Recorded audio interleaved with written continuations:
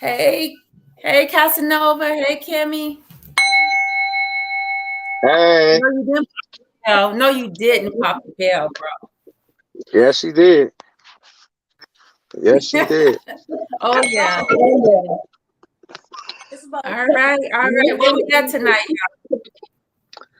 Round two of Let's get it religion versus cracking, spirituality. Casanova.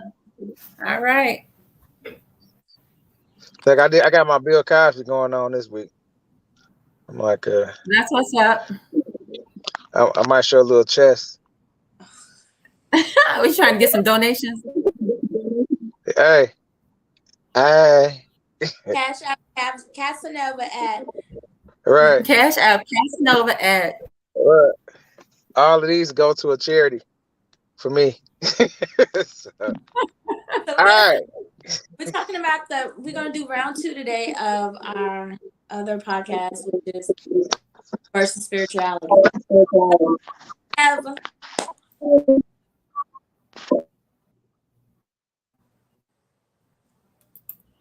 I think he went out. Can you guys hear me? I'm sorry, I hear muted somebody because I was getting a lot of background noise, but go ahead. Go ahead, okay. Cass. So, what we was just talking about, Jackie? What was your question? Well, Because you were well, saying the last situation, the last conversation, we didn't really get into religion versus spirituality, right?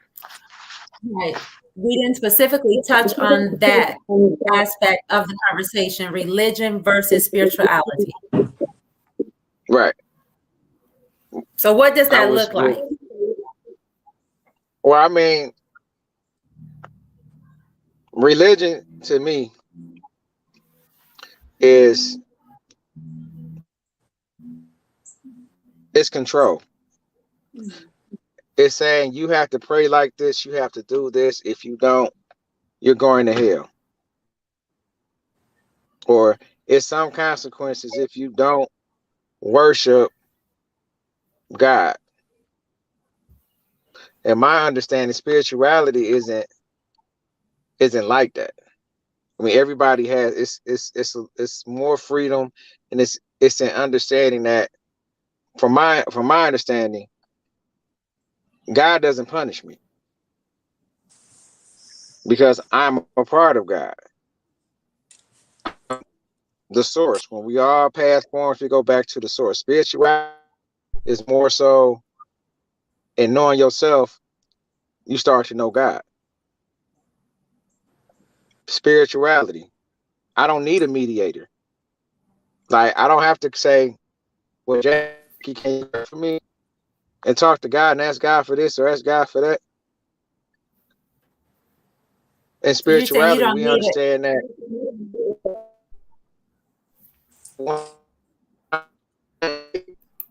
I don't.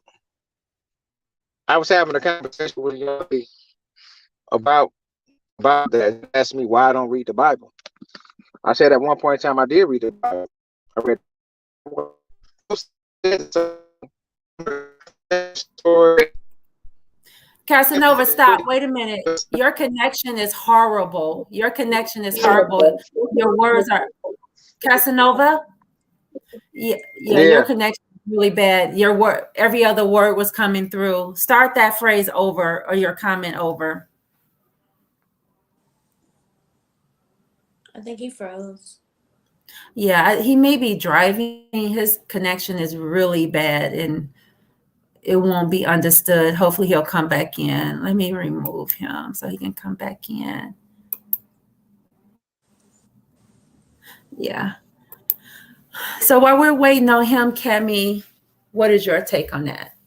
Okay, so for me, to me, what I've seen, growing up, I grew up in a church. So church, religion is like it's like institutionalizing the creator and its followers. Like it's I won't say it's cultish, although some religion are cultish. I would say it's like you have to follow rules. You got to go through a middleman to get to the Most High. A lot of times, I get more into that. What I mean by when I say that, everybody going around each other with different energies, don't know who's touching you and what they. Reality, you pray the source yourself. You learn who you are as an individual without anybody telling you who you are. You into who you are, or you get to know who you are, as well as the creator, the divine source, and living in the now instead of living in the past and in the present. You live in the now. So should the conversation be more the difference between religion and spirituality, or versing it? Like, is it one against the other? Should Well, that be our language? I think okay. So if we're gonna talk about one against the other, I mean that would be good. Talk about Well, you religion. can't say that because spirituality doesn't. Okay, spirituality. There is no. With spirituality there is no resistance. You see what I'm saying? With spirituality, there is no hate. It is no you against me. It is no.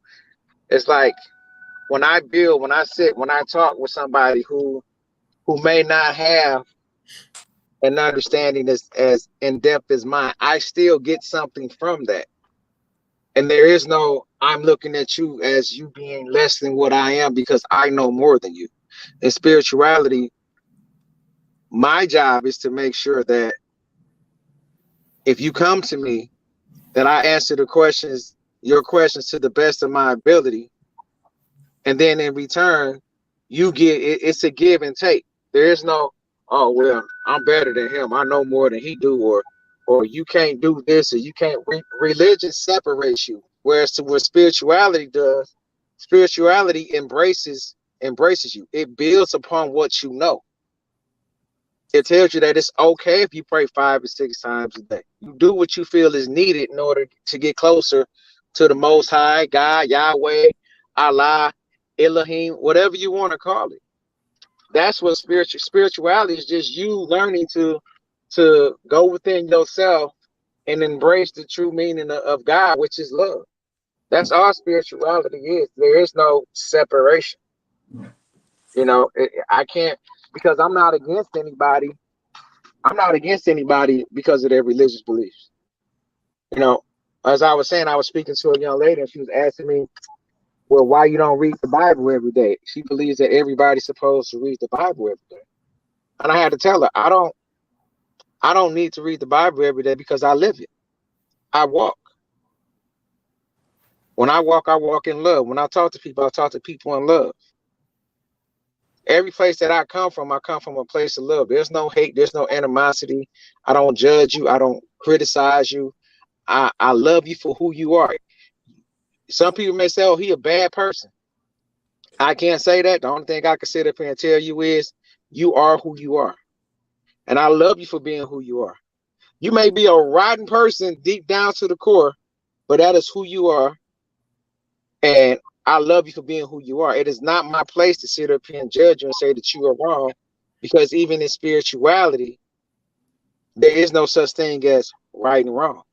There is no such thing as good and bad. Spirituality is all about balance and understanding how to maintain that balance. I don't sit up here and I can't sit up here and, like I say, judge somebody on what they believe, because my thing is I ask questions. Well, why do you feel that way? And some Christians or some Muslims, when I ask them, well, can you elaborate a little bit more or help me understand why do you feel this way? It instantly becomes a challenge. And it's like there's no challenge when we're building. And to me, that's what spirituality is. It's a building of knowledge. It's a building of your spirit. It's when we sit and we talk, we raise each other's frequency. When we talk about those things on another plane of existence, that's how we get better to communicate. You see what I'm saying?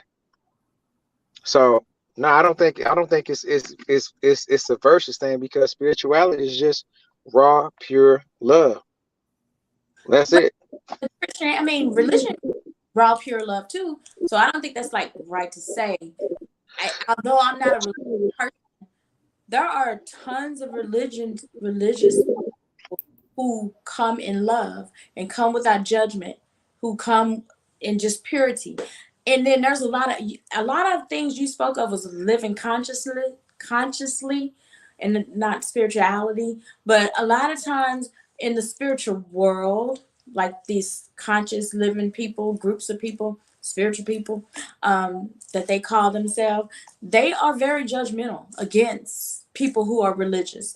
They condemn them for believing in Jesus, tell them they're not woke, and just a lot of going back and forth. So at this point of time in reality that we're living in right now, it is a versus.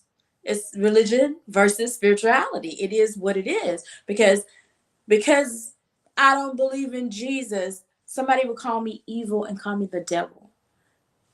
A religious person, and a spiritual person who sees somebody who do believe in Jesus will call them stupid and sleep sheep and all of this. So it is verses right now, and I think that's what Jackie was getting at when she said, "Shit, can we just say religion versus spirituality?" Because it's like going at each other right now. Great example. You did bring it home, because that was my point. Should the conversation be religion versus spirituality? And you just said pretty much, yeah, it should be, and that's what it is today. Casanova still gave a great example of spirituality in his mind's eye. But you right, you pointed out a lot of consciousness and just being aware and woke, and that's what I said on our part one. To me, spirituality was really going within yourself, and it's out of love. Religion is more separation and division.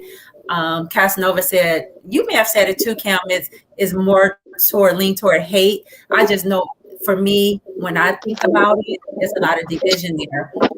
So in Well, that's those, what I was saying. Mhm. Yeah, no, Jackie. I'm just agreeing. That's what I was saying. I'm not saying it all teaches hate. It teaches division. That's all. I mean, you found wherever you start off at. I started off in Christianity. Mhm. That's where my foundation started. However, I built on that, and through studies and reading and learning and talking to people and getting mentored by people and things of that nature, I learned that for me, a lot of that stuff, it just doesn't make any sense to me at all. And it doesn't make sense, because if everybody is from God, if the so-called God of the Bible created everything and everybody, then why should I hate you? Or why should I be mad at you because you do something different from me? Because this is nothing. This passes away. See what I'm saying? This means so many people are caught up on this plane of existence, when the whole thing of it is that everybody has the expiration date. That's one thing we all have in common. We are born and we will die. That much is a given. Nobody's going to live forever on this plane of existence. So my thing is why would I want to be on this plane, to spend my time here, my experience here, going against people or beings, and we are the same? That's like going against myself. And Yeah, that's the understanding that I was given. yeah. On that, I think we're never going to all just agree on anything. We're all it's just, I mean, we wish, but we're just not. And Cami made a great point. It's not just the religious folks pointing their finger at spiritual folks saying, what, you don't believe in Jesus, you don't believe this, you don't do that. It's the same way. The spiritual people will look at people like, what, you let these people teach you about this white man, and they just using that, it's back and forth. It's a battle. it's a head up battle. I don't know if we're ever going to all come together and agree. I feel for me, I have to do what I feel in my spirit and my gut is the right path for me without judgment of anybody. Do I still read my Bible? Absolutely. Absolutely. Do I still pray? Do I meditate? I do both. I meditate and I pray. And they at one point become the same. You know, they come together for me like this. So, who said about using somebody to intercede to get your message or your word or your prayer up to God? Yeah. Even when I was really, really into church, I always thought, man, why I can't talk to God for myself? Sometimes I used to think that, you know, but I'm gonna be honest. I have asked a lot of things in the name of Jesus. I have, and I really believe that, and it manifested like specifically what I asked for. Specifically, what I asked for, it manifested. Manifest. Yes, and go ahead, Cam. Oh no, I manifested it, not because you said in the name of. Yeah, it was because that. Yeah, I believe that too. Great point, Cami. And Cass, did you have something else to say? Because I really wanted Cami to talk about her crystals and how they relate to all of this. Can you use them, or do people use it in religion, or just spirituality, or both? But Cass, was you going to say something else? No, as far as like what you were saying, as far as like in the name of Jesus and things of that nature, I think me and Cami had a conversation about this as far as like manifestation. And the thing about manifestation, that's absolute. Where you're at spiritually, high frequency, low frequency depicts on what you get. The stronger the emotion that's behind it, that's the more powerful the manifestation. So people tie, if I speak this in the name of Jesus, and they put that, it's not so much the name Jesus, it's the emotion and the intent that's delivered behind it. A mantra. Right. That's what it is. Because I could say in the name of this ice cube tray. And if I if the intent and everything is there, then it comes. It's things that I speak into existence. That's I could say if I'm sincere about something, and I've noticed this, It's the things sincerity. things come into my life like that. I've asked for people to be taken out of my life. If they're not meant for me, take them away. And when you're sincere with it, and I don't even say in the name, if they're not meant for me, if they're here to hurt, harm, or harm me, take them away. Keep away anybody that is not here to help me better myself, or if I can't help them better me and they can't help better myself, take them away from me. And I get that. Let me okay, so what do you guys say to people without judging them that will hear this broadcast, that will hear this panel discussion? You're like, wow, everything I do, or all my steps, I ask Jesus to intercede on my behalf, and now you guys telling me it ain't really that my belief that asking Jesus, of asking God of these things through Jesus is, you'll have people rethinking or questioning sometimes, or even questioning us. What the heck are they talking about? What do you say to those people who really feel without Jesus they have nothing? Well, I mean, first of all, our creator is the Most High. He created the universe, everything, and it goes deeper. But I'm not gonna talk about that right now. It's deeper than that. You go to, you pray to the Most High, the divine source, the creator, Allah, whoever you want to call him. A lot of people have been taught Because it's a thing out there about the Jesus theory. A lot of people have been taught to worship a man. However, the Pope, the Catholic community that's in the Vatican, they're not worshiping Jesus. They're not worshiping this white man with scraggly hair. I mean, Caesar, whatever his name is. Borgia. Yeah, if you pay attention to that cross that the Pope wear, it's not Jesus on a cross. It's a man standing like this as a sheep behind him. I mean, it's. I would just say, just go to the source, to God, or I mean, to yourself. Like you can continue to create your mantras in the name of Jesus, whatever you want to do, because you are the creator of your own. And if you want to go biblical about it, you have free will. Spiritual side, you are the creator of your own life. You are the author of your own story. So if that what creates help you create your story, then you do it. Do what makes you feel good. If it makes you feel happy and it's just, then do it. That's what I would say. For me, I would just say, do your research. That's the anything that I any information that I give, I always tell people to do their research because I had to do my research. Mm-hmm. You have to stop taking things that people say as face value because your faith and your relationship with God is on you.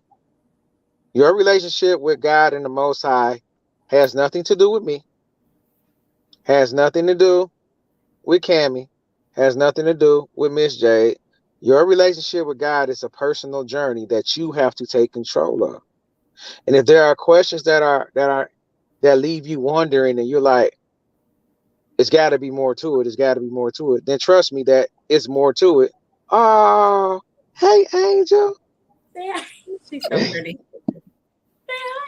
But what I'm saying is if those are questions and they're still unanswered, then that means that you need to do more research.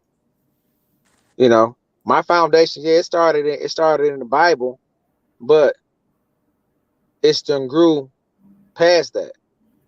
Like I don't knock nobody. Again, like I say, if that's what you feel that you need to do in order to strengthen your relationship with the source, the Most High, God, Allah, then that's what you do. If you sit up here and say, well, in Jesus' name, take away this, and that works for you, then that works for you. My only issue with religion is the condemning of those that don't follow suit to the way that you worship or the way that you pray. Because again, like how you wear your hair, a different style, right? Mm-hmm. Cammy may have the same hairstyle, but instead of her wearing hers to the back, she might wear it tied up and to the right or whatever. And you sitting up and telling that is not how you supposed to wear your hair. It seemed petty. It seemed like, oh, but that's how I look at religion. You can't condemn me for because I love God the way that I love God, the way that I understand my love for God, for the Most High. You know, I don't hate nobody. I don't, like I say, for me, God doesn't punish me. Why would God punish me? God doesn't hate me. Why would he do that? Why would God say, okay, well, if you don't listen to what I say, you're going to hell? How can you send me to hell when I'm a part of you? You see what I'm saying? If it's free will, how can you sit up here and say, if you don't follow what I say, you're getting punished? That does not sound like free will. Well, I think some things, for me, I think some things are destined, and I think he does yield free will. God does yield free will to us, but things that, again, is our destiny, our free will goes out the door. I think we do have free will and choices that's yielded to us from the Most High, but I also think we have, at least some of us, have paths that we have to walk. Well, it's based on, okay, because I've been doing a study. I've been and what I've come across is like I've been looking up sages, right? I just for a while it's just been in the back of my head, like sage, look up sage. And so the thing about sages that I like is how their understanding of things. Like free will is free will, but you have to understand every choice that you make has a consequence. Every decision that you make, everything that you say, whatever way that you decide to go, it has a consequence. It has an ending that you may like and you may not like. So it's like I was talking to my daughter and I said, well, because she wanted me to explain it to her. I said, well, free will is you have the choice to say, I'm gonna go up in here and rob this bank. Right? The consequences of you robbing the bank. You can get away, you can go to jail, you might get shot, killed, you might get away, get killed, whatever. There are so many different consequences off of that one decision that you make. However, there is a predetermined, for every decision that you make, there is a predestined result. You may not like it. However, that's just what it is. If you, and when I explained it to her, she was like, I kind of get it. So it's like, yeah, you can make those choices, but you have to understand the consequences, because you may get away with robbing this bank, may get away with robbing that bank, but then that third bank, everything may come to a close, right? Mm-hmm. And so that's my understanding. It's like you have to make the right decisions, or you have to try to analyze as much as you can, where if I do this, how is this going to better my situation? How is that going to better my situation? What could be the possible outcomes? And then you choose the best outcome for it. Yeah, you still kind of leaning on everything is free will. I'll give you an example, and this is a biblical story. When was it Pharaoh had finally yielded to everything that God had presented Moses with to do, for Pharaoh to let the people go. Pharaoh was like, I'm done. Like after his firstborn died, he was like, I'm done. I'm gonna let the people go. God hardened Pharaoh's heart. Like his will was to, like, I'm done. You win. You and your God Moses win. I'm gonna release the people of Egypt, I believe it was. And again, God hardened Pharaoh's heart in that moment, because it wasn't destined, it wasn't ordained that Pharaoh do this. His will was to let the people go. God said, no, I want the people to revere me and know that it was me, not Pharaoh, to let the people go. So God, he changed the whole outlook, his will was to let him go after all of these acts. Why are you laughing at me? Am I totally off? So I said you that very off. Example of, we do have free will, but then there are some things that that's destined or ordained for us to do or not to do. So tell me about your laughter. Hold on. Wait, go ahead, Cami. Go ahead. I want Cami. Go ahead. Go ahead, Cami. First off, you guys calling it free will, and I did use that as an example because that's what the Bible, the plagiarized Bible, says. Whatever. But it's like we were created in His image, right? Right.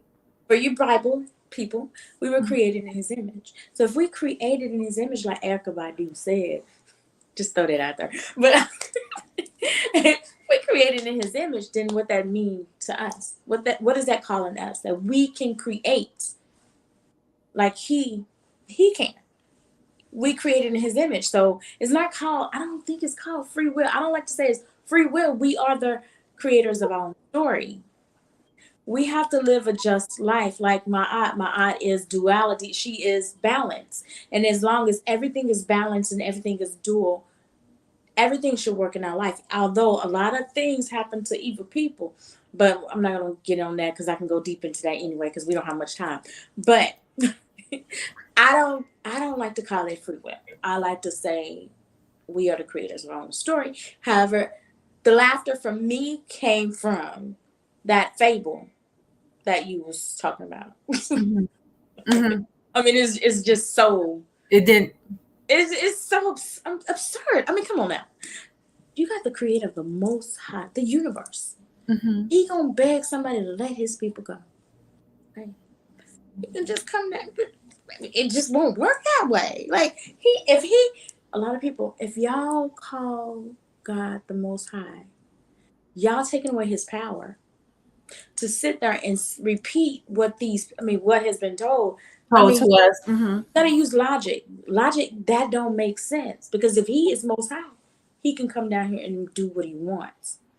And it's not because He gave the people free will. He didn't have to beg a man to let his people go.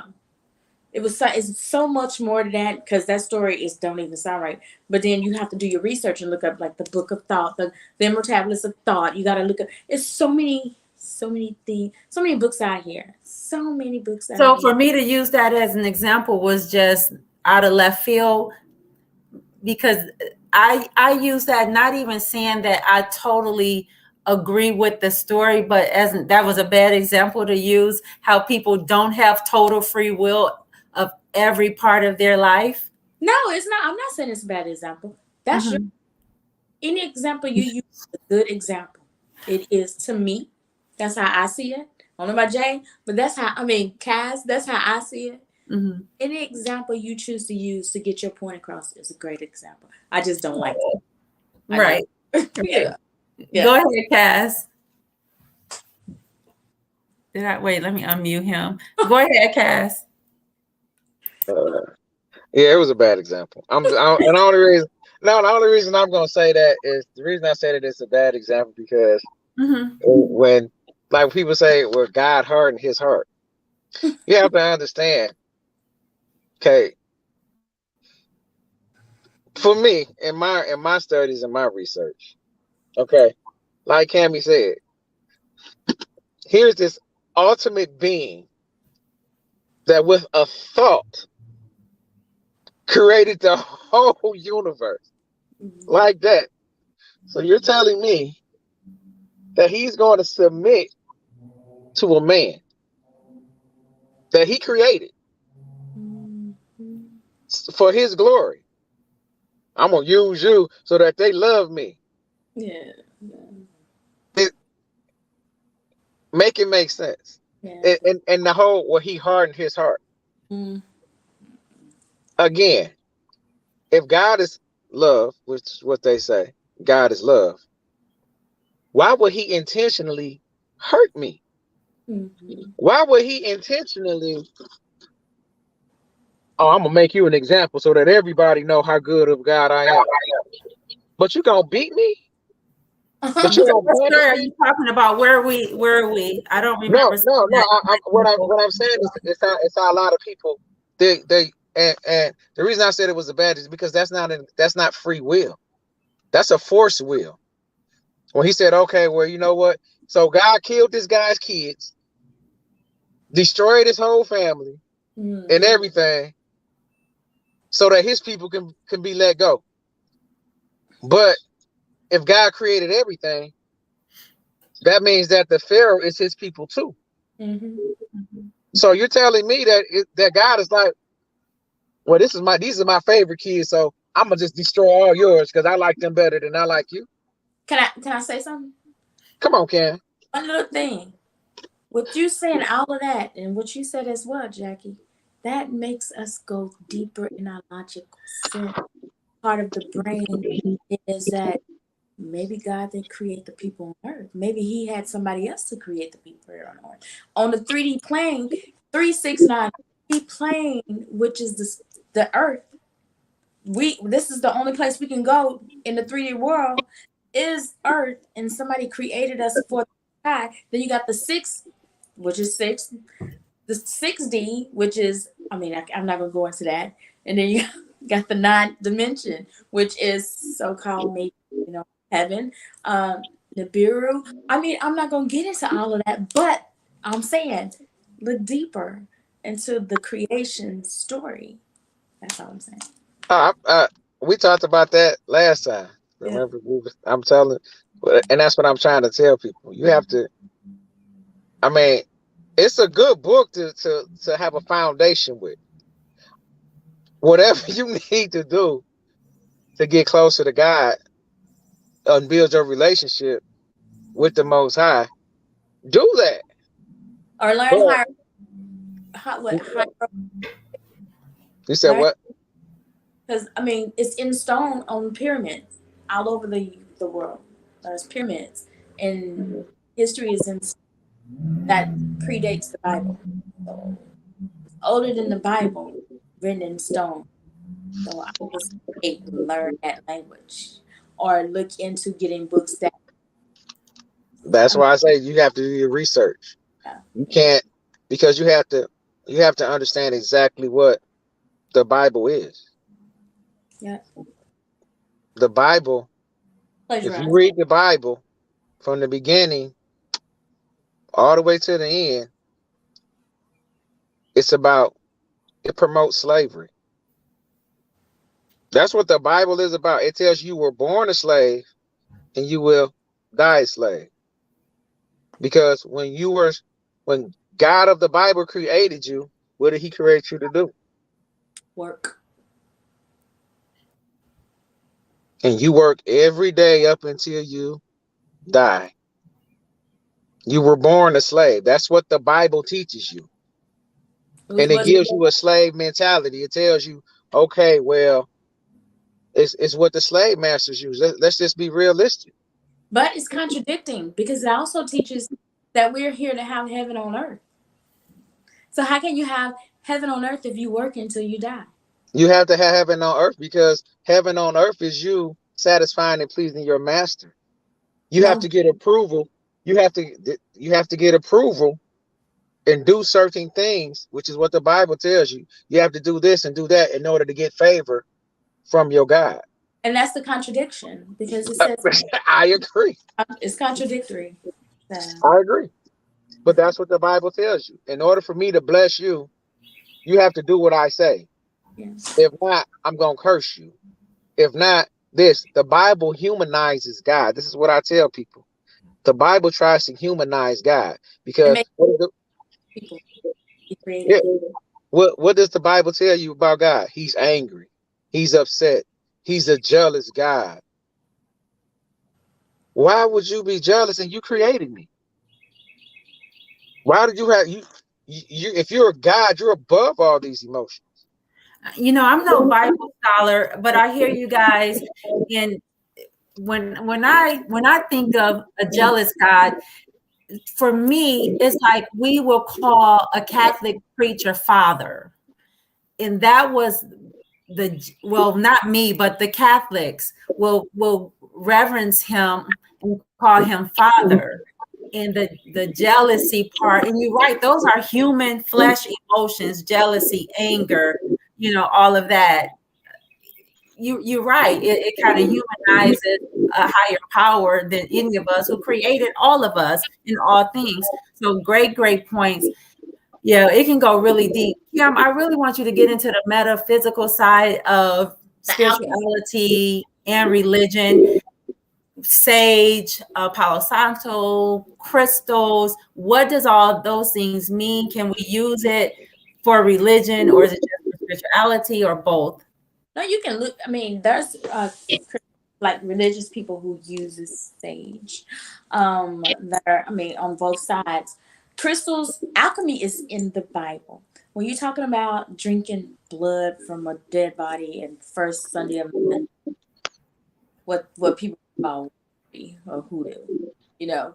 Um, sage is like putting, how you be like, I plead the blood, when you put sage. I mean, it's the same thing, just different name. So, like, when people judge it, they need to stop because it's in the Bible too, but under different names.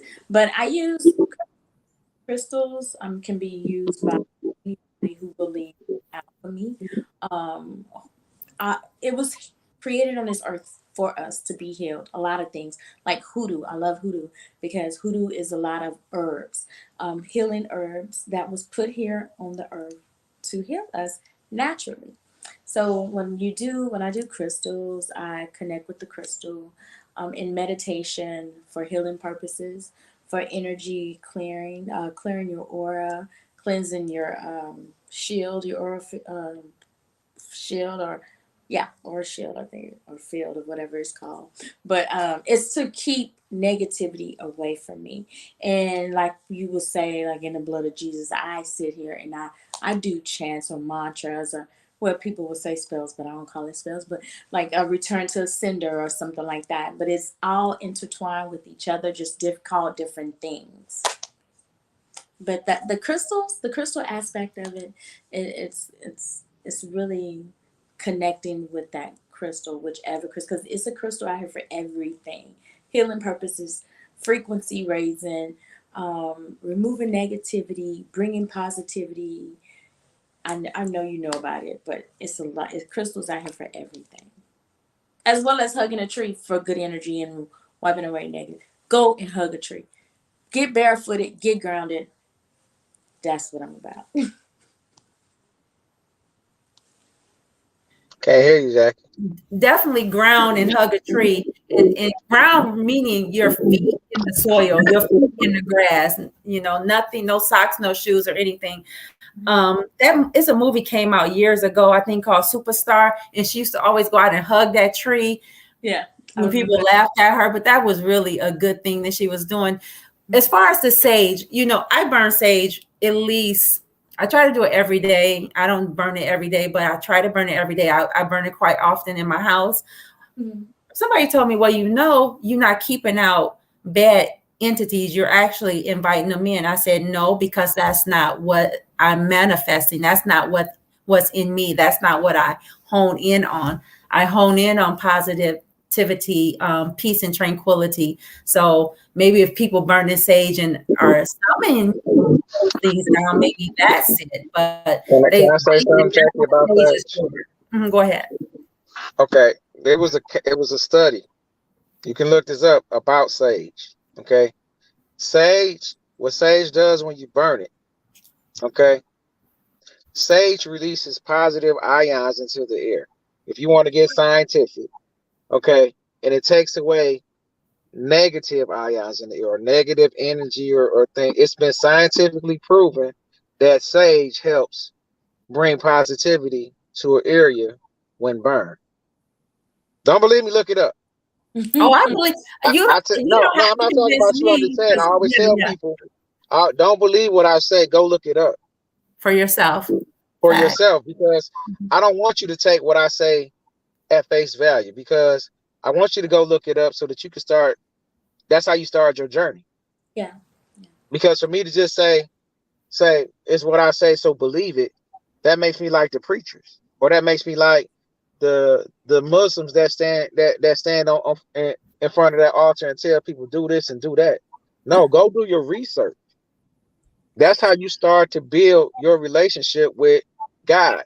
The one thing that stuck out in the Bible to me that started me on my journey, it was a part in the Bible, and it's in the book of John, and it says, if you want it, in order to love God, you have to love God in spirit and in truth. Mm-hmm. That stuck out to me because I was like, well, I thought I was loving God. I know nothing about my spirit. And so that started my journey. Well, what is spirit? Found out what spirit was. That led me to soul.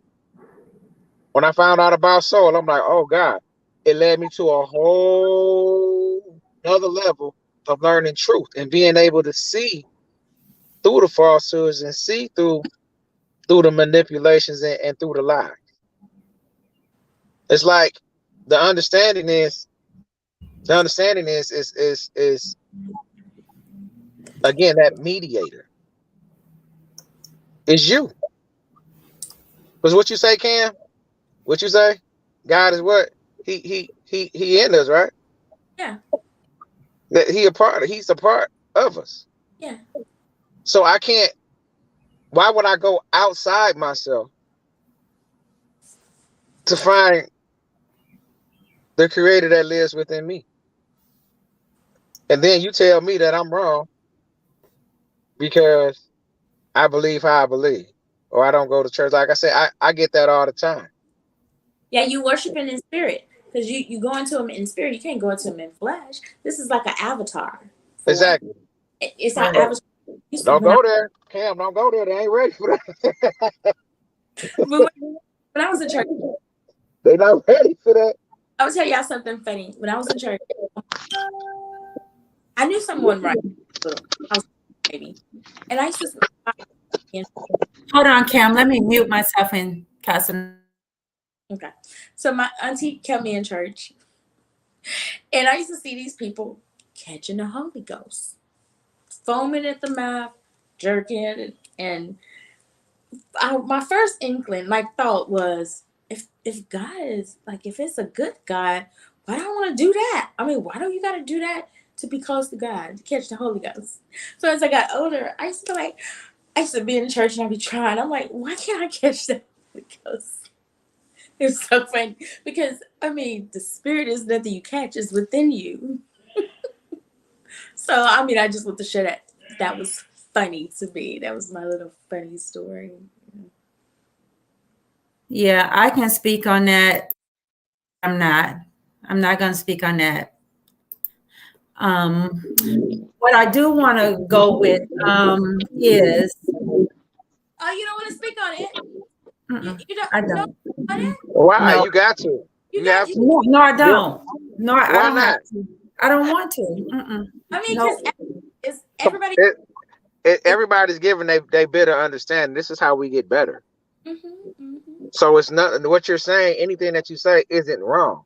You No. know what I'm saying? It's So not it's about like me I feeling want to know about. alone. I want to Please know about trust your. me. I want to know about it. I What do think you it's want to important. know? What do you want to know?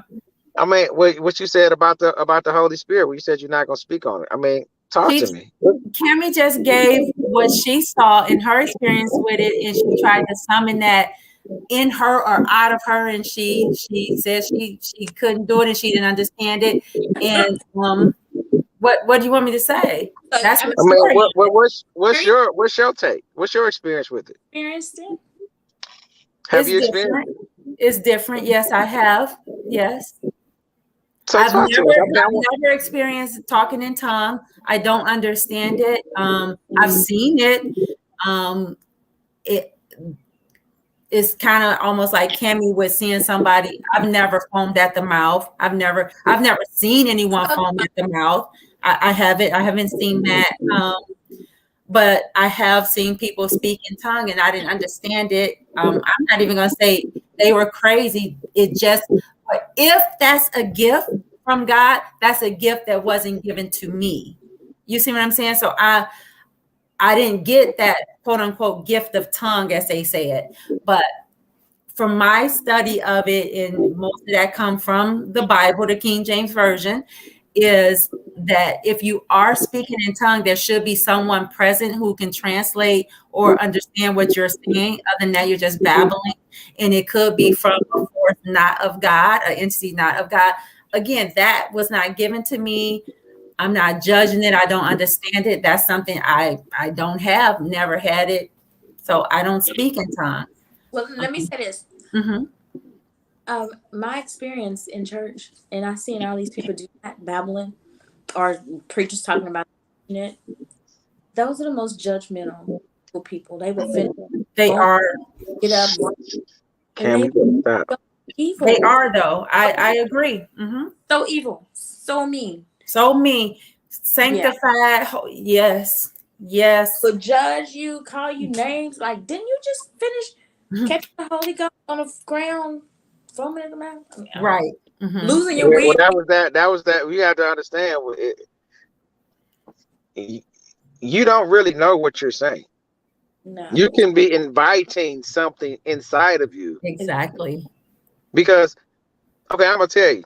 I'm working on a book, right? It's called The Hybrid, and in this, what I do is I study a lot of like spiritual things. I study a lot of the hybrid. yeah. It's when you read it, it's kind of crazy. But I study a lot of it makes me study a lot of things as far as like spirituality. It makes me like this whole thing with demons and evil spirits, they cannot harm you unless you allow them to, because you have control of that. If that's what you believe in, Dominion. exactly. The only way that they can is if you invite them in. So you have to be careful about the things that you speak into, again, that you manifest or speak into existence. And if you're sitting up here telling me, "Oh, I'm talking in tongues," but you don't know what you're saying, how do you not know that you're not saying to one of these demons or evil spirits, "Hey, you come jump inside of me and have your way"? Mhm. Yeah, that's like I'm gonna say all I'm gonna say is 6D, 6 dimensional creature. All right, guys. So let me ask y'all this. Let's get into this cult stuff. I know where you are, Cass, with it. Go How can I say this? What is the relationship between cults, religion, and spirituality? I feel like cult is ran by every cult is ran by a narcissist. Period. Point It's blank. ran by who? A narcissistic person. A narcissistic person who wants power and wants to be God themselves. That sounds like churches and that sounds like religion to me. Like that, and it's a lot of spiritual. So it's a lot of these cultish, like Jim. What's his name? Jim Jim, Jones, Jim Jones, David Koresh. Nature Boy. No, I'm not scared to say it. That's currently in the news right now. It's trending. I don't like his name, but him. And now it's the cloned young Pharaoh. Young Pharaoh. Bring back the old young Pharaoh. But yeah, I see. Yeah. Yeah. What do you think with him? What do you think happened with young Pharaoh? What do you think going on with him? Because last year this time I couldn't stop watching him. I was learning so much, and he has, I don't know who he is no more. He dropped. I know he was talking about it for a while. It's like he's Kanye West now. You know, like young Pharaoh's getting into music. In my opinion, not proof. This is not facts. My opinion of watching him. He was getting into music, and I think they gave him some because MK Ultra is real, people. It is real, and I think, yeah, he was jacked up somewhere in the midst of it. Yeah, but Nature Boy, he just writing, just writing, twisted. And Kaz, I know you said even before we started, like, yeah, all this Christianity and this religion is a big cult. And I'm not negating that, but what I want to speak on specifically is these cults that will have people, a mass amount of people drinking cyanide Kool-Aid, refusing to leave a house as they know have been firebombed and they have a chance to get out of it, but they stay. Men, women who will give their children to the cult leader for all kind of things, you know. Yeah, but like women who would allow themselves, women who will allow themselves to be assaulted in a sexual way where their organs are shifted in their body and they, you know, stay in the hospital for 2 or 3 months. All kind of degrading things that they allow to happen to them and probably their children, and they stay in it. And men who will yield themselves totally to another man to be emasculated.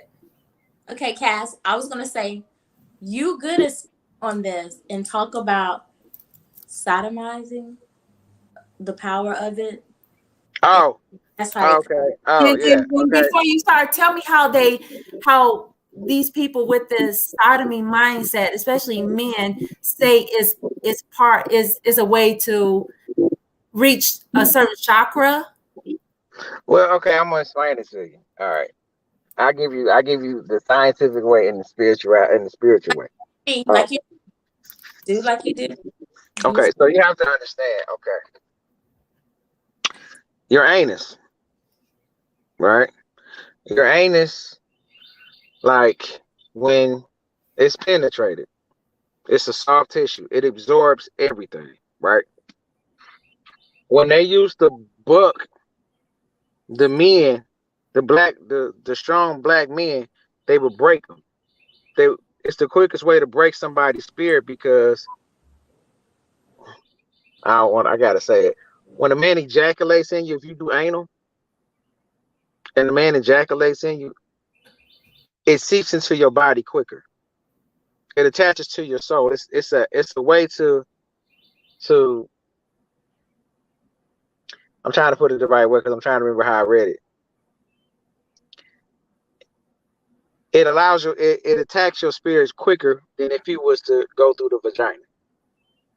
Because your intestines and things is there. Everything is already connected, which is why in certain situations, if a guy wants anal, you'll notice like a lot of women, they get into that. It's a different feeling for women, right? It's because once he ejaculates in you, okay, that spirit, it's easy for it just to grab a hold of you. It breaks you, literally.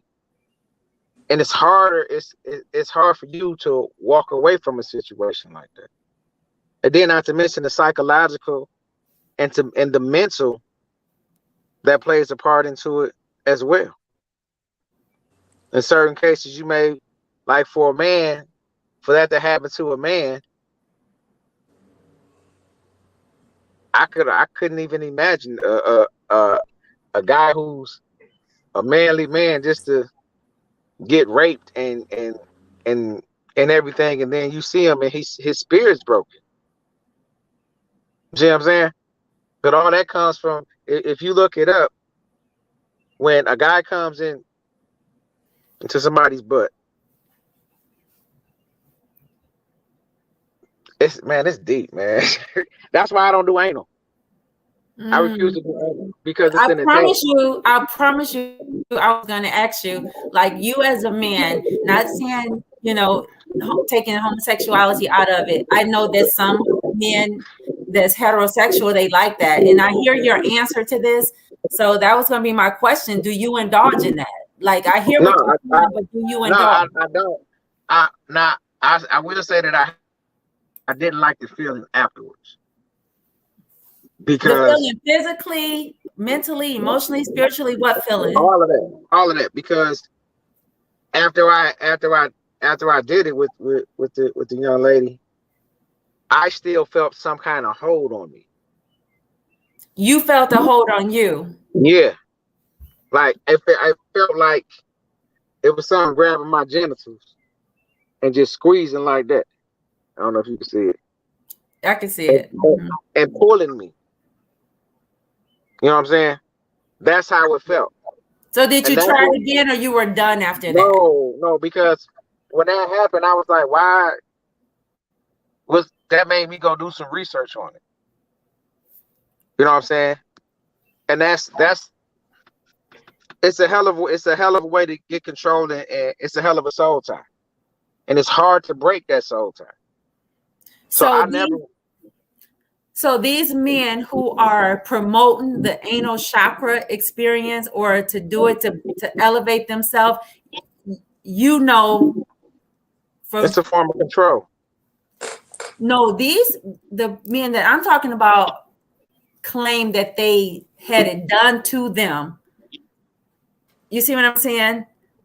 That they wanted that particular chakra to be reached. Kim, that's a sexual excuse. That's an excuse. Exactly.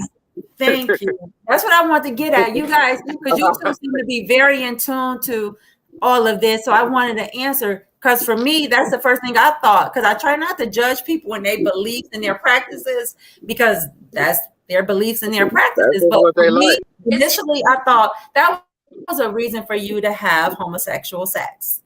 It's a lustful excuse, an excuse for you to be homosexual. You don't to be what you are, or what you choose to embark in bedroom. First of all, period. That's what you choose to embark in. Don't blame it on a chakra or you're trying to open up your third eye, because that's not what you're reaching. You reaching Right. You definitely ain't reaching your third eye down there. Look, you gotta. up. It's up a little bit higher. Yeah, Trust me. I mean, it's not gonna open. It's no. It's gonna no.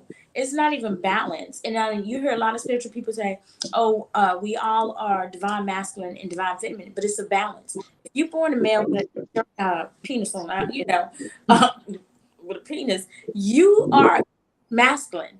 Period. Point blank. No matter what, no matter who you turn into, you can turn into a woman, but you still gonna fight like a man. You still got the strength of a man. You could turn into a man and you still got the strength of a woman. You still got feminine ways. You still gonna dance like a woman. You still bleed and cramp because you got a uterus.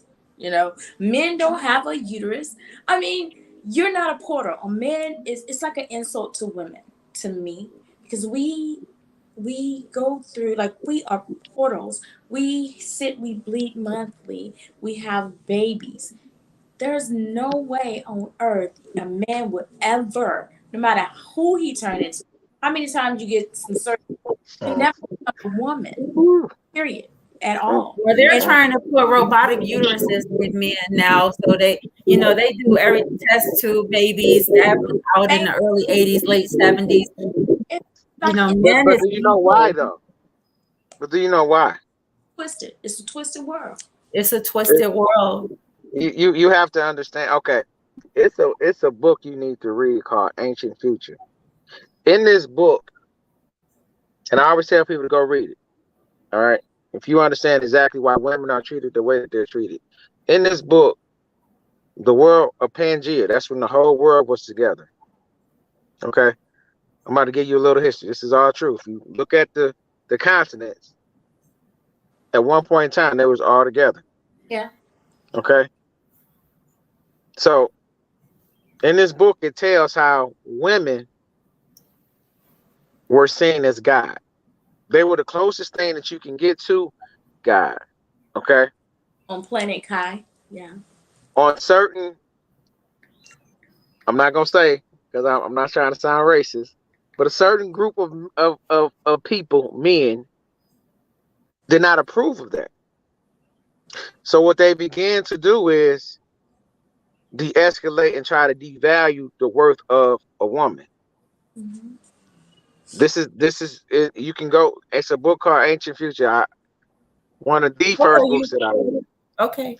And so through my studies and through looking at it, what I began to understand is that the reason women are being classified as that is because it's always been an attack on women. And the way to make a woman vulnerable, because what they did was they attacked the men. The men who will protect the women. The strong men, they took them, they killed them. They came as friends bearing gifts, and then they killed the men and had their way with the women. And so it's a programming that's been going on for a very, very, very long time. You see, if you ever notice it's certain men that just hate everything that is a woman isn't this and a woman isn't that. And you try to figure out, well, why do you hate women so much? Mm-hmm. What is it that is in your spirit? And it's deep. It's deeply rooted. It's a deeply rooted hate because what it told me in the book was that these men were jealous because they couldn't be worshipped like this woman was worshipped, because they could not do what this woman can do. Women, you guys have a unique relationship with the universe. That's why women's intuition and all this and all these things, all of that stuff is true. How women, the reason with our periods and things of that nature, when two women get together, it throws off your cycle. Mm-hmm. How y'all are more affected by full moons. Everybody's affected by a full moon. However, women are more affected by the full moon than a man is. Oh, the retrograde. Right. It's because y'all are more in tune with the universe. Y'all are more in tune with everything than men are. And when they seen this, they became jealous. because we can't make babies like them. We can't do. They bring forth life. These are what is God? God is a creator, and these men became jealous, and so it has always been a constant attack on women, and you see it more so now on Black women. Exactly. See, I could take it someplace, but we're talking about spirituality versus religion. Yeah, You know, that's another set. I mean, that's another that's it. It's so deep, and then that's why I say with spirituality, you learn truth, not this stuff that's been put in front of you, and okay, well, ta-da magic. He did this or he can do that. He split the Red Sea. He did this. He turned water to wine. He walked on water and everything. So like I tell people, you have to learn to take the science fiction out or the mysticism out of the Bible. Because if you ever did that quarter trick on a 3 or 4-year-old, they are mesmerized. They're like, where did that quarter come from? Right? And it's because they don't have that understanding. You're talking about beings from another existence who had technology that we didn't understand. Yep, that's so true. If you look it up, again, go look it up. They had electricity, magnets, lights inside of the pyramid. Electricity was not created by Benjamin Franklin. Okay, that was a stolen idea. Okay, he did not. Thomas Edison that they say. Thomas Edison. Benjamin Franklin. No, Benjamin Franklin supposedly discovered electricity. Oh, did he? Okay. He was flying the kite, and the kite got struck by lightning, and it hit the key, and they gave this beautiful story. That's the furthest thing from the truth. One of our Thomas Edison supposedly created the light bulb. One of our subs want to come in. She want to come in and chime in on our conversation. So okay. In now. Can I say this real quick? Yes. Read a book called The Moors in Spain. In The Moors in Spain, what The Moors in Spain talks about is how paved streets. The Moors there was no such thing as blacks or African Americans or Negroes. They were Moors. Now, the Moors were one of the most enlightened and intellectual group of people on the planet. They had running water. They had plumbing, showers, street lights, everything that modern day society say that somebody else created was already done. Read the book. It's called The Moors of Spain. It'll tell you. They had bathhouses and everything like that. Running water. Moors in Spain. Got it. Yeah, it's a book called The Moors of Spain. The Rock of Gibraltar. That whole story about the Rock of Gibraltar was stolen from the Moors. It's a Moorish story that was taken and created and flipped around. Cool. Miss Sheree, can you hear us? Sheree, are you there? The screen black. Yeah, she may just have. I don't know. I edited her. You done got rid of Miss Sheree. I got rid of Sheree. Maybe she can come back in. Oh, no, she says she can hear us. Let me put her back in. She texted me. She said she can hear us. You wanted to add to this conversation, Sheree? So we can't hear you.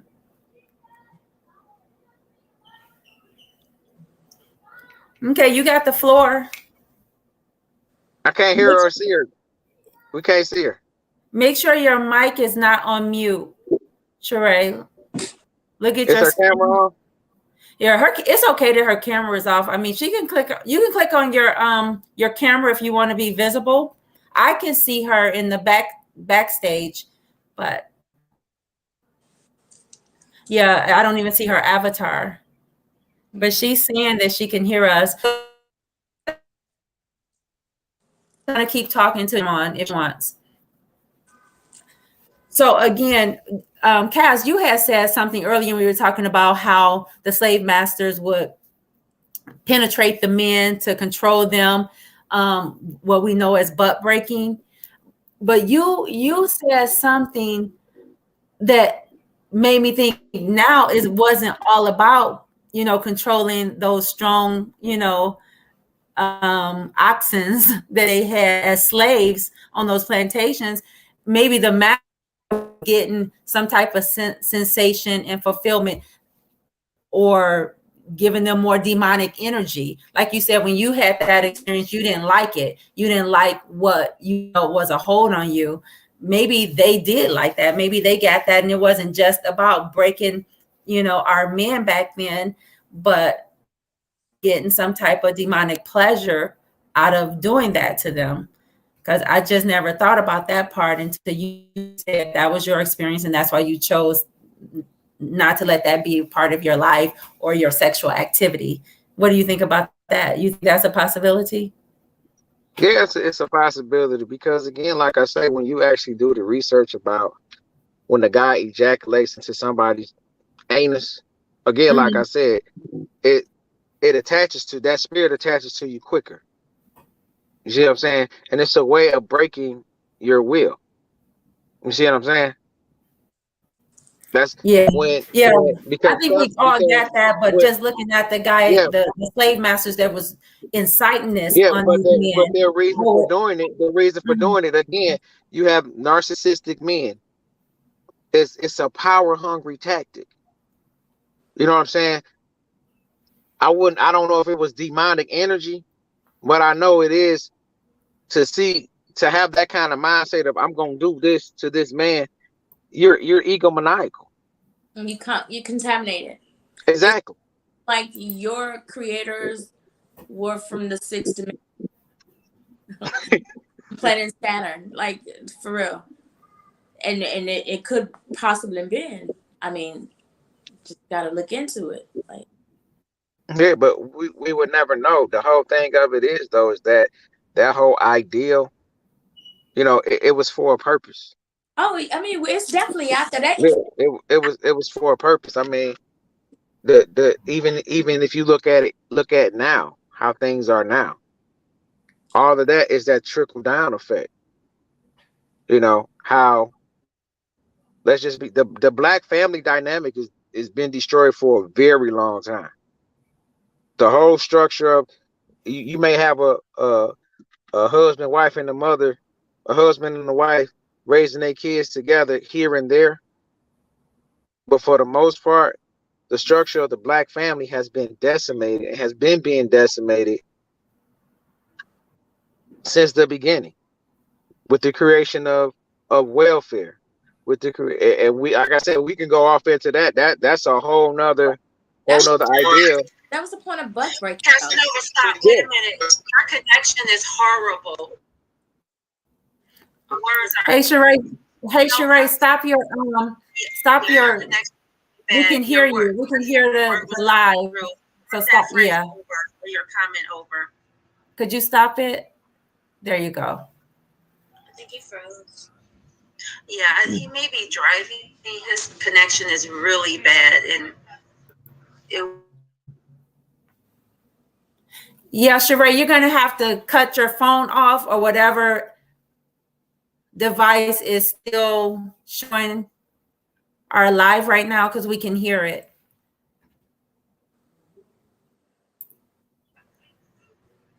On that. Okay. So for me, what no, I'm gonna just mute her till she get that going. So you guys, again, I want to talk about the cult and how these cults are using religion and spirituality against these people to recruit them in and to keep them in. And Cass, I know you're saying it's all a cult, pretty much, especially Christianity is. And I'm not saying you're wrong at all, but I'm talking about these cults that are. You talk about the extremists. The extremists, yes, sir.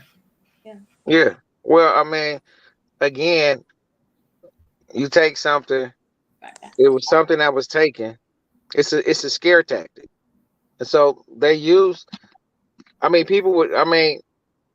religion to me is just a gateway to the occult. Because your And programming. spirituality is not, stop. Spirituality is No, not. I'm gonna explain it to you. Okay. I'm gonna explain it to you. For me, religion is a gateway to it. And because of the brainwashing that's implemented. Spirituality can be too, because both can be used. Both can be used as far as like I say, when I started in religion, I started off as a Christian, right? That was my foundation. The people that I was around and talked to about the Bible and had questions about, you know what I'm saying? Let's just say I was thankful that I had good people that was around me. I had angels that was around me. And then I met people in spirituality who say they spiritual, but their energy and the vibration that they give off is so negative, it's sickening.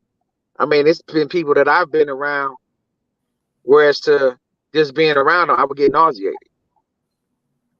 because of how low their vibrational frequency was.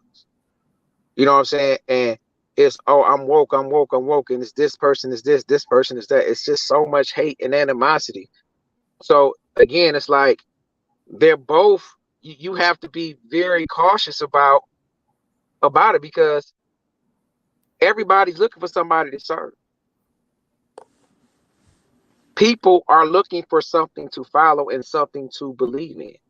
And you see, have that's what I'm people, trying to get out of you. Like, what is it that will cause an individual to give themselves, mind, body, and pretty much soul to a person that will, at the end of the day, maybe have them drink cyanide Kool-Aid?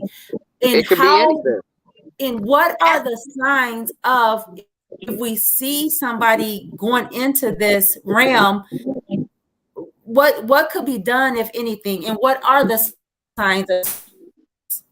First off, if their mind is made up, there's nothing you have to understand.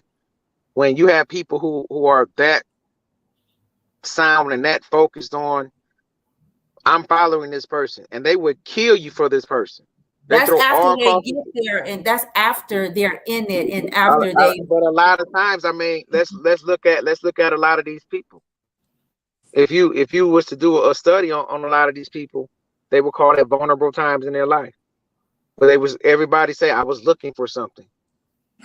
Yeah. And he just came at the right time. He said the right things, and this, that, and this, and I couldn't help but to follow this person. I'm a cognitive behavioral therapist. One of the things that we study is a thing called NLP. And what NLP is it's the study of language pattern, or how certain words that you use and certain phrases that you use, they cause a hypnotic effect. Now, understand, when you're vibrating at a lower frequency, you're more susceptible to certain things, which is why if you look at TV, if you watch TV, what TV does is it slows down your frequency. So when that commercial comes on McDonald's, you may not even be thinking about McDonald's, but subconsciously it gets into your mind and it makes you say, dang, I want some McDonald's. That is the same, that's what NLP is. You know what I'm saying? It's being able to, it's a certain way that you talk, how you say certain words that you don't use, like you never use, but like how I always tell, what I say, Cami, there's no such thing as what? Crying. Because it does not exist. It is a word that was created to give you a reason to fail. Nobody has ever tried anything. You either did it and didn't get the result that you didn't want, or you just didn't do it. Yeah. Because you tell me, if you sit up here and say that I tried crack and I didn't like it, you'd be like, what? Wait, you right? You did crack. It wasn't. You just didn't like it, but you did it. You just didn't like it. But that's why I say, when I started my spiritual journey, it was a journey for truth, and not just truth on a religious aspect. Truth in all things, and understanding the things that I say. You have to be careful about people who come around you and the things that they say. What Cami was saying earlier, spelling. Mm-hmm. People casting a spell on you. You have to be careful about who you have around you, because yeah, you can block certain things. I return that back to sender. But if you're not aware and don't know how to protect yourself from these people and from these entities, then you're in a world of hurt. I was telling a young lady the other day, she was like, well, if I wanted to curse you, I could. I said, that's impossible. Yeah. Hmm. You can't curse me. It's impossible. Even for you to sit up here and say that, it's crazy, because I don't vibrate at that frequency. There's nothing you can. I don't get angry. I don't get upset. I don't get mad. And there's reasons. It's reasons for that. I tell people you have to learn how to transmute that negative energy Yes. into something positive. Negative energy is needed just as much as positive energy is. That's right. There has to be a balance.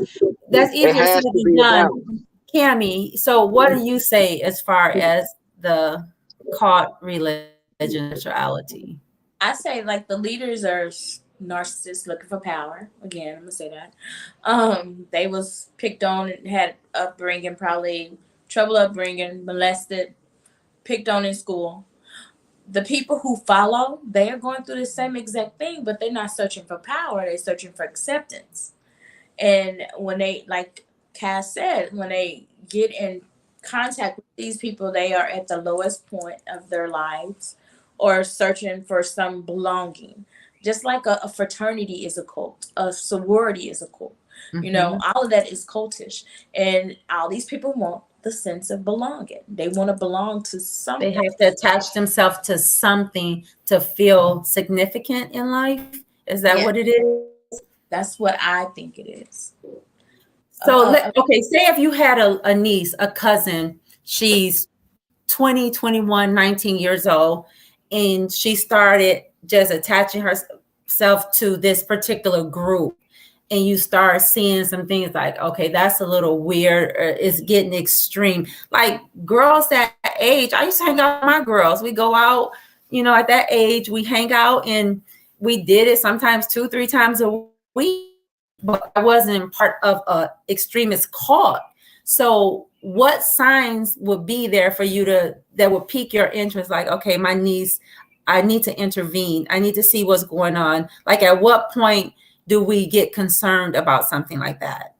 I mean, I don't know. I've never been in it, but to Got you. see like what I've seen, I would say like a lot of them research. I mean, looking at these videos, they close themselves off to their families, to their loved ones first. First, they started acting weird and being more defensive, than normal, and then they started like this. I forgot the guy's name. His daughter.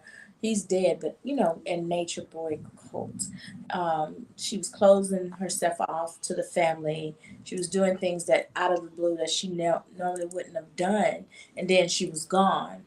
And my thinking back, like on a family member who had somebody in that cult, um, she just up and took the baby and left. So I don't know what she was searching for. She didn't show any signs. She just up and left, and they were searching for her. So some of these children or young people are looking for that guy, saying sweet nothing. So the devil gets you, like in the Bible. I'm gonna use this as an example, but with the words that he's saying, the slithering in your ear, the words. So it's like a word play, and then the girls who've never experienced anybody showing interest into them like that, or saying those beautiful things, so they think, get mesmerized by what is being said and how that guy is treating him. Then he got him, but they only prey on the weak. They don't prey on the strong. They will not come at a strong woman and try to get them to join a cult. They will only come at the weak men and the weak women. I think that's true in this particular cult, but in David Koresh, those were families, men, women, and children. Those whole families part of that organization. Jim Jones, those are whole families. Oh no, you got to look at for David Koresh. We're gonna put that out the mix. Okay. Okay. Jim Jones, my mom, because I think back then we were living in California, and my mom, I forgot what she said about the church. It's been so long ago. But it was like they was following a pastor. He was a pastor.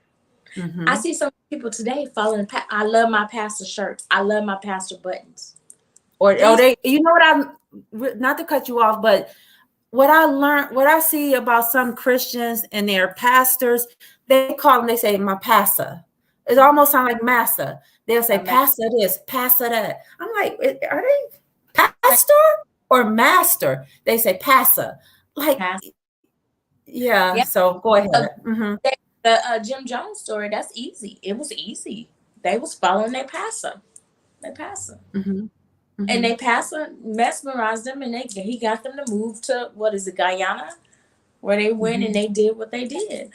But it was, I mean, I see it today in churches, Black churches. I'm gonna say it. I see it in churches in where you stay, across the street from that big $40 million. You took me there one time, and remember I told you, I think you went probably about 2 or 3 times after that with one of your sisters. I said, Cami, I won't be coming back here. I remember I just was so, it did nothing for my spirit, for my being at all. Matter of fact, if I walked out of there, I had never felt that walking in a church before. That I'm like, I was done. Yeah. And like, I love my pastor. Woo! I love my pastor. Woo! And then that worshiping that man like that too. I was like, you know what? I can't do this, because I mean, after hearing how much that church costs in the hood, in the middle of the hood, y'all paid that church off. All the decorations inside, and then they will fight you if you say anything about it. The members will literally fight you. Cami, we started this live about an hour and a half ago. I had 609 subscribers. I've been watching. It's been people on and off. People have unsubscribed. I had 609 subscribers when we started. Right now, I have 607. They're leaving. And if you will leave because people are expressing their, or we're talking about this thing, then bye. Deuces. Yeah.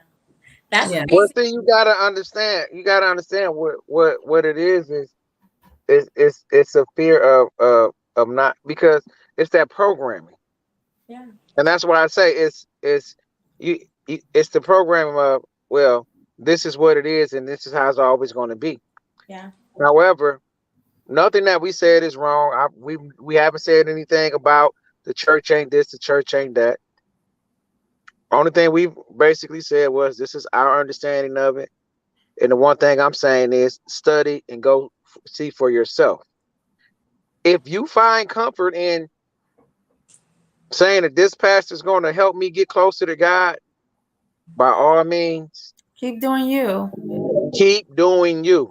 Yeah, I agree. You know, your salvation, your relationship with God, you have to seek it out the best way that you know how to seek it out. I can't tell you what works for you. And that is the only thing that when I say, as far as like with religion versus spirituality, nobody can tell me how to get close to God, because it is a personal experience. It's like the relationship that I may have with my mother. Can't nobody tell me how to have a relationship with me and my mother. We have a special bond, a special relationship, or the relationship I may have with my father. We have a special relationship.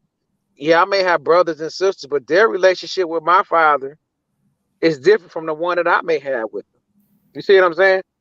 Wow. So you can't sit up here and say, I'm mad because you don't worship like I worship. In my understanding, that is not the way of God.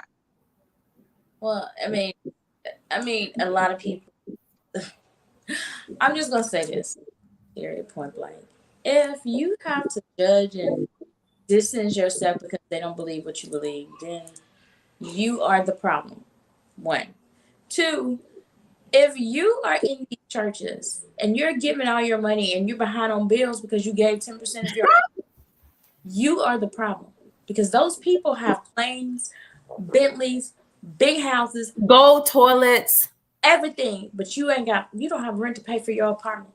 And then at the end of the day, when you're in a crisis, they won't even open up their doors to help save you and your family's life. Go ahead. You are the problem. Mhm. Period, point blank. Mhm. Period, point blank. But I am a spiritual person. Spiritual, and I'm gonna be spiritual to the day I die. Period. It's research. This is You don't die. well, the day my spirit ascend, and that's gonna be years from now. Years from now. Like when I say I got at least 30 more summers to go, I got it. But let me tell you, this is the age of information. So the information is out there for you to be secure. Just putting yourself in a box to what you was taught that was forced on your ancestors, I think it's no growth. It's But people history channel. Watch the history channel. There is a black man named Billy Carson. Forbidden knowledge. I mean, Reginald, I forgot his last name. He's on Facebook. He's swing dance community. Talks about comedic. He teach you comedic studies. He tell you about his whole experience. It's out here. So don't just be into that. I'm not gonna say that because I'm not judgmental. Just get outside the box. I get what you're saying, but some people, if it's not broke, don't fix it. And some people haven't never gotten anything but what they have gotten to incite them to seek more information, to look. They think this is they're there. They have arrived, and it's nothing else but what they know. And if they're not being taught or shown, or they're not tapped on their shoulder, then why should they, in their minds, I seek additional information because they think they have all the information they need. And to piggyback on what you were saying, Cami, is yeah, if you, because we're having a conversation about religion versus spirituality to help enlighten us on the two, and to give our opinions, our experiences, and you're going to simply unsubscribe to a channel because you're not even open enough to get this, or to receive, or to know that there's something else beyond your knowledge and understanding. Like, I Well, know I don't know it all. well, it's because they don't want that foundation shake. I mean, that's why. That's why. If you notice, I'm always saying, do what you feel that you need to do. This is in no way me trying to coax anybody from coming over to spirituality or anything like that. It is not my job to save you. At It is all. your job to save yourself. And That you is have to do that. You have to do that to the best of your ability, just like I have to do it to the best of my ability. I don't like, that's why I say I don't judge. When people say talk about Jesus and everything like that, I ask questions. Not questions to try to take away from their beliefs, but because my thing is, well, I seek understanding, I seek knowledge, I seek truth. we are supposed to understand, we are supposed to knowledge. People perish because of lack of knowledge. And I'm gonna say this. I speak from experience. I've had 2 near-death experiences, and yeah, Jesus didn't visit me. Okay. But how, in those experiences, I had, I'm gonna say one where my heart started beating, and I remember waking up and I'm being spirit flying back to the body. So yeah, and all I saw was white. So my aura field was because it was all white, all right. I didn't see dark. I didn't see darkness. I just somebody was telling me to run toward that light, run toward that light, go toward the light, like push me toward the light. And when I got into it, I woke up and I started pulling everything out of me because I was reset. It was like a reset. I was 18 and my being was reset. Pure point blank. So I'm this way because of my experiences that I went through. So, Yeah, that's just like Jack. You remember when I had that? Y'all remember when I had that accident in that truck? And I showed the Which pictures one? on. That's what I'm saying. I had 2 accidents. It was crazy. And I put the pictures on Facebook, and I know I shouldn't be here. yeah, you should.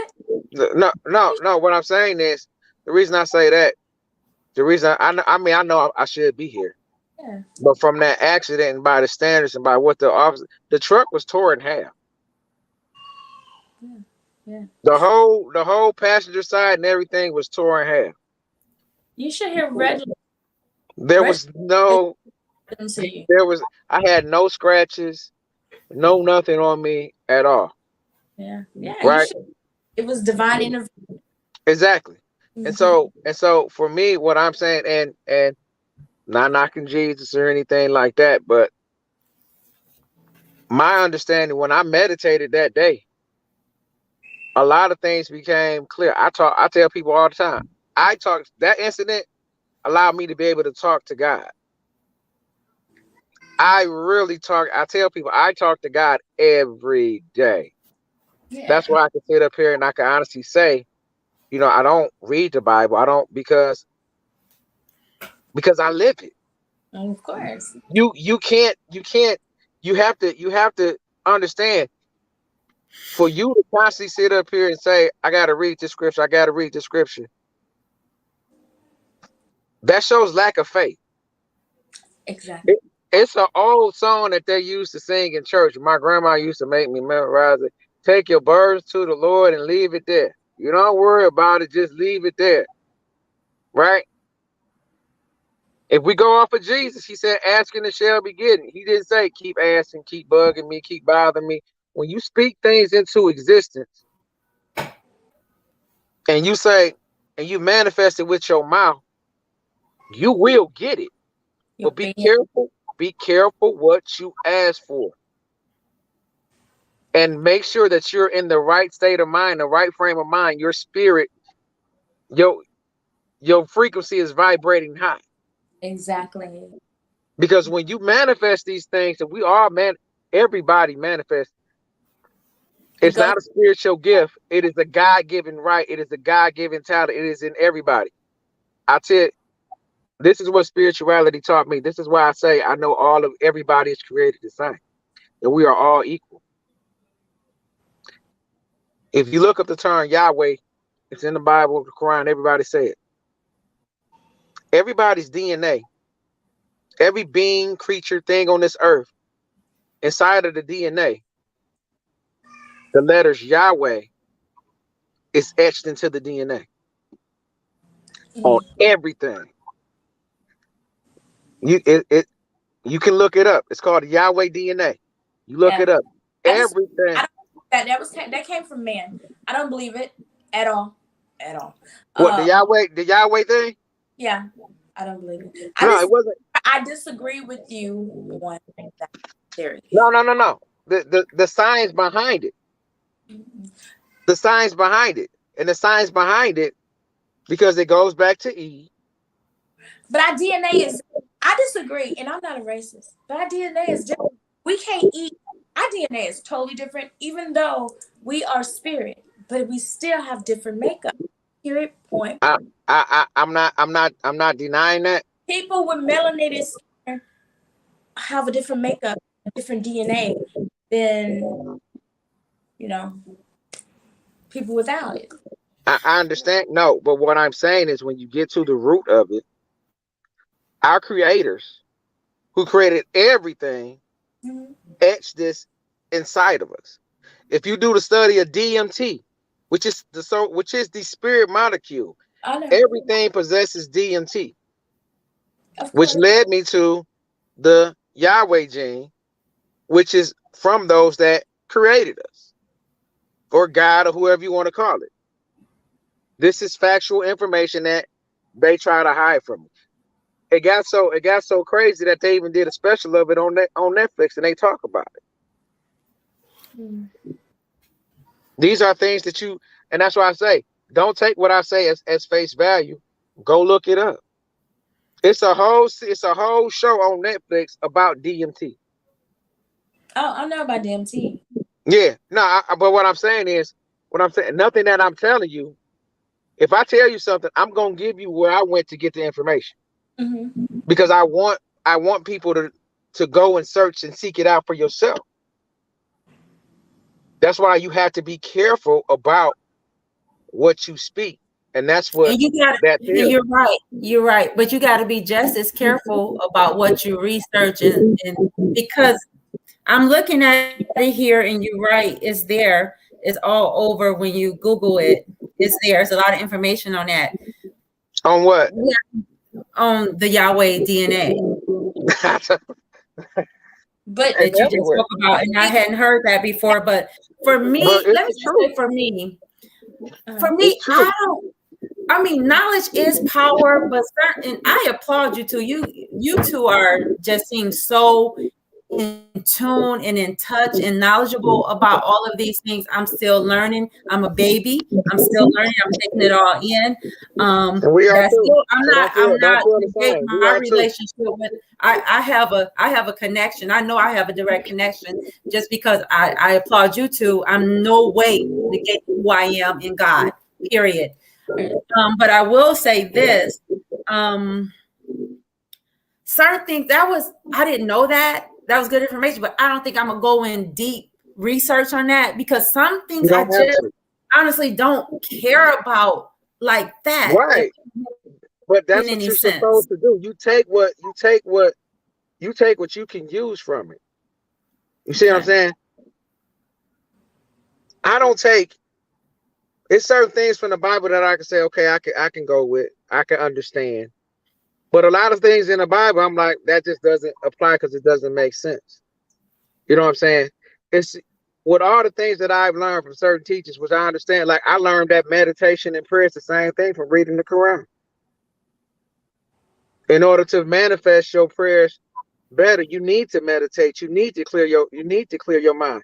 That's why when they do them 5 prayers, they say they salats and everything like that and everything to clear their mind so that when they speak to God, that's a form of meditation. It's a form of chanting that they're doing. Mm-hmm. And it all goes together. However, some people will tell you that meditation is wrong, that you shouldn't meditate, but you should just pray. However, if you go to your Bible, Jesus says, go in the closet and pray. And why do you go in the closet and pray? Because it's quiet. You can clear your mind. Yeah. You have no distraction. And that's what? Meditation. Because when you meditate, all meditation is clearing your mind, clearing your thoughts and everything, making it a blank slate. Ears to the Street says the powers that be have used our own spiritual systems against us and monetized. What do you guys think about that statement? I agree. Yeah, I agree with that. Christianity, religion is a $1 trillion industry. You got to pay for your blessings. Yeah, you and got to pay God for you got to pay for your blessings. Now that's why they're taxed now. They're no longer nonprofit. They no longer these mega churches. I don't know where we're getting that feedback from. Maybe it's me, but they're no longer exempt. And so there's a lot of money, circulating there, and the government wanted some of it. So yeah, it's a big business now. Yeah, I mean, look at all the Jesus. I love Jesus hats and all the paraphernalia and the shirts and all this. These people are making money off of. They're profiting off of God. You can't knock their hustle. Sheree is on here now. I think she's going back to earlier in our conversation. Oh, okay. My understanding, God didn't beg them. I cannot see in these blue blockers. God didn't beg them to let his people go. God wanted the people to trust in him. But we kind of already touched on that. Cam, you want to take this or you want me to take it? You can take it. Okay. She says, my understanding is God didn't beg them to let his people go.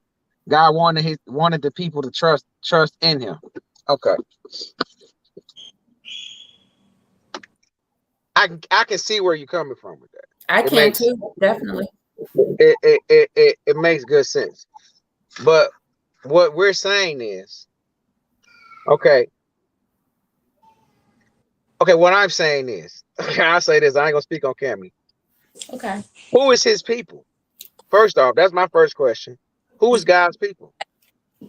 That's my first question. Yeah. Okay. And then as far as like to trust in him, They had been trusting in him. They had been praying to God and everything like that inside of the Bible. They trusted in God, right? They've always trusted in God. They were just tired of being so-called slaves, right? And so again, my thing is when you saying that, well, he just wanted his people to trust in him. Well, if you continue to read the book of Moses, they still didn't trust in him, technically. So God did all that mayhem and all that destruction, and they walked around the desert for 40 years, and they did. They walked around the desert for 40 years. Because of their disobedience, because of their disobedience, and they worship idol gods. That was Go ahead, Cami. I'm with my. I'm going to say this. Mm-hmm. I'm trying to put it together. Hold on. That's what the book of the Bible tells you. The Bible also tells That's true. the first person was Adam and Eve, and it wasn't. It wasn't. And that's not even in the Bible. The Bible that you guys read also have books removed so far from the Bible that it ain't even in it. That a lot of y'all didn't even know about those books. The Bible, I'm gonna say, is pleasurized to be alive and not want to find out where these stories come from. I mean, I would want to know where it comes from. Let me just say this: you can't assume that people don't know about other books of the Bible, because I do. I know I've actually seen some that did not make it to. Okay, go ahead. I'm not saying that you don't know. Mm-hmm. I'm saying to believe these stories and not want to look into them. But I have to remember, like even in the Bible, it says many are called, but few are chosen. People thinking it's about preaching, but it's not. It's not. And with the Bible, and I keep saying, I can't stress it enough that it is pleasurized. Look and see where it come from. The Bible is not the oldest book in the world. It's not. Go and see the oldest book of the world, the oldest people on earth. I mean, the oldest people, the first people that was here on earth.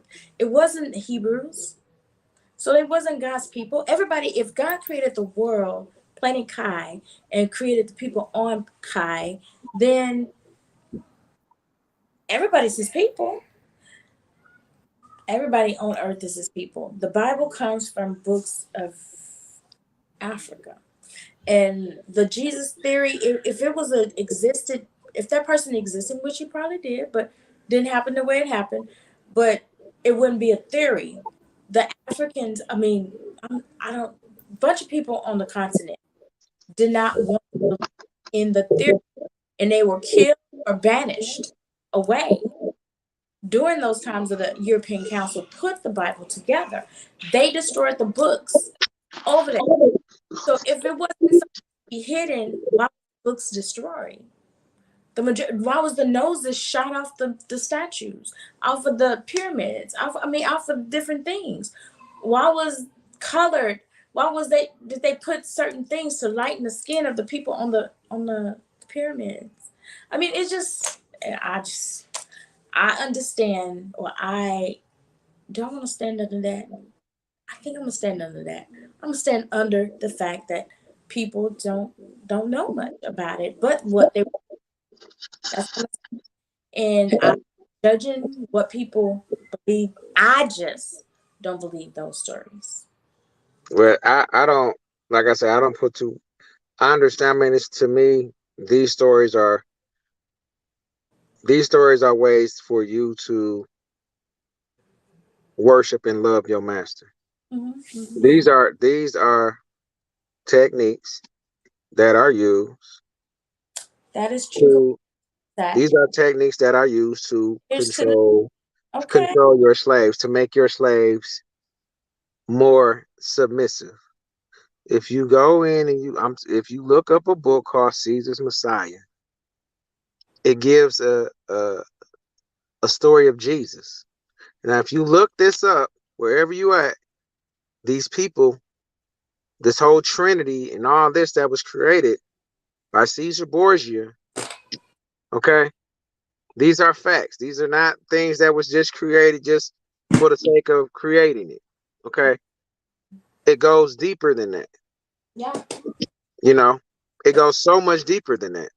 I can sit up here and tell you stuff about the Gnostic teaching that goes way deeper than that.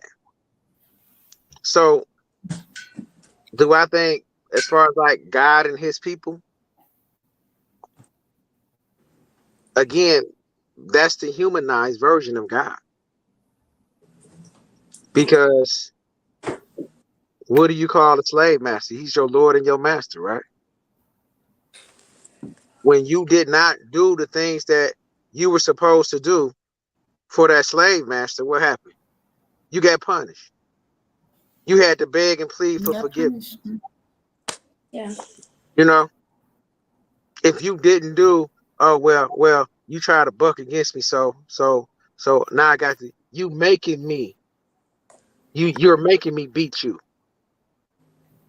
You have to be able to separate the mysticism from things. It's there for a reason, for you to understand. He that have the ear, let him hear. Who have the eye, let him see. It's there for a reason. Yeah. I want to say this is another book, Emerald Tablets Of thought. It's an older book to the Bible. However, this is why I say plagiarism comes in play, right? You can read this and get some understanding. And a lot of these books right here, this guy, Dr. I think it's Moada Ashby, he got a lot of great books. This one I have a whole series, but of course I don't have them here. This is ancient Egyptian mysteries, gods and goddesses. They did exist in Egypt. However, I'm kind of torn on that because the map is upside down. You know how you were saying earlier that the world was all one together. Then when they broke it apart, exploded, used explosives and stuff, it flipped because they didn't want Egypt in the south. But you want to hear something crazy? Mm-hmm. That story's in the Bible. What book? Huh? It's the You story of the you know Tower of what Babel. book? We had this conversation last time about the Tower of Babel. That was the last Mhm. one. Yeah. The Tower of Babel. Yeah. That's when the beings that created us. I gotta go get my baby, y'all. Yeah. Yeah, we're That's when gonna get those off. beings. Yeah, we did. I remember that now. But let me. Ears to the Street is asking about the Council of Nicaea. He was responding. How you say it? How do you say it? Yeah, the Council of Nicaea. Yeah, Nicaea. Yeah, Nicaea. and that's when I was talking about the Jesus theory, and he responded. I was like, yeah, but Yeah. my grandbaby is home. I ain't seen him, and he's crying. So I gotta go put him to sleep. I gotta go give him some love, y'all. I gotta put him up here. But it was nice. You guys. We will continue. I don't know if we're going to continue next or whatever you want. Well, I lost 2 subscribers dealing with you guys on this religion versus spirituality. So no, that's not the reason why we're not coming back with it for the next time. We can visit it again later. I'm not afraid. I can go down to 1 subscriber because I don't care like that. So yeah. I mean, I care about your subscribers, but the thing is I'm gonna just say this. Okay. Whatever seeds that get planted, either you can choose to till the soil so that it can grow, or you can cast it aside. Mm-hmm. Okay. Whatever you can use whatever you can't, discard it and throw it away. Yeah. My only purpose for doing this particular podcast was to get a message that make your relationship with your God as close and as personal as it is with your girlfriend, your boyfriend, or whatever, because that is your relationship. Learn more, embrace more, learn to walk in love. That is my whole purpose, to tell people. I can't tell you, I don't want to tell you how to worship your God, or how to worship God, or how to worship the Most High. That is your personal relationship. I'm not Right. responsible for it. You are responsible for that relationship with God. So it is your obligation. That is what you're obligated to do. Okay. And however you deem fit to Great. do it, do it. Yeah. Do But that it. is Do your it. Great obligation. summation, Casanova. Great summation, Cami. All I gotta say is information is out there. Go research it. Peace, peace, peace, love, and Peace. abundance, guys. See you. Bye. Bye. Bye.